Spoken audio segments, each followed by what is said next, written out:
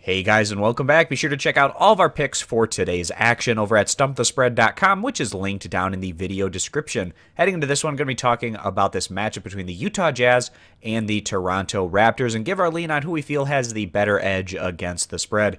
The road team today, Utah, coming into this one as about 7.5-point underdogs, and you would certainly expect Utah to get a lot of points coming into this particular matchup, just given the fact that if you compare what Utah's done on the road in comparison to what Toronto's done at home this year, it's a big contrast. So the Jazz right now, they stand 20-28 overall, but they're just 6-19 away from home. So they've won 6 out of their 25 games on the road this year. You compare that over to the Toronto Raptors, who are at 32-14 overall, and they are 17-3 on their home court. So of their 20 home games, they've won 17 of them this year. So you have a Utah team that's really struggled at times on the road in comparison to Toronto, who's been really good on their home court. In their last outing, however, Utah was able to break through on the road, beating the struggling Detroit Pistons in overtime by a final of 98-95. Now, offensively, Utah did not look great against Detroit, but at the end of the day, their defense was able to do enough against the struggling Pistons to get the win in extra time. The Jazz, prior to that,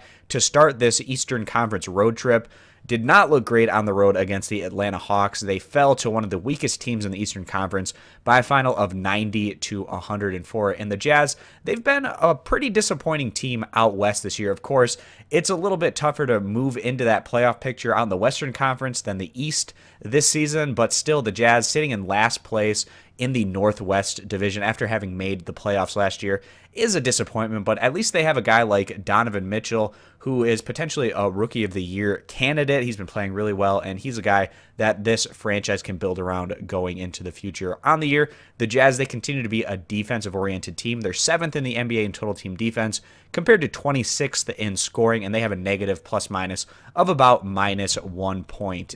You compare them over the Toronto Raptors, who have been having themselves just a great year in their last outing.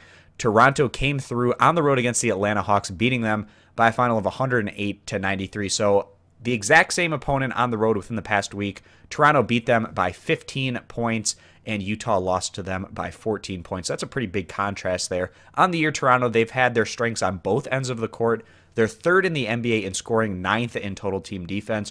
Toronto, they average about 111 points per game. It's about 10 points better on a per-game basis than what the Jazz have been able to do, while also ranking very similar defensively, just giving up about a point or so more per contest than Utah. So coming into this one, probably not a big surprise. We are going to go ahead and side with the home team, taking the Toronto Raptors, just given how great they've been at home this year, in contrast to how bad Utah has been in general on the road. And also Utah heading into their 3rd straight road game, so fatigue might be a little bit of an issue, especially coming off of an overtime performance in their last outing. So again, siding with the Toronto Raptors, giving the points. If you agree, give the video a thumbs up. You disagree, give it a thumbs down. Check out all of our picks for today over at stumpthespread.com, linked down in the video description, and be sure to click that subscribe button on our YouTube channel. Thanks for stopping on in. We hope to see you guys in future videos. Bye.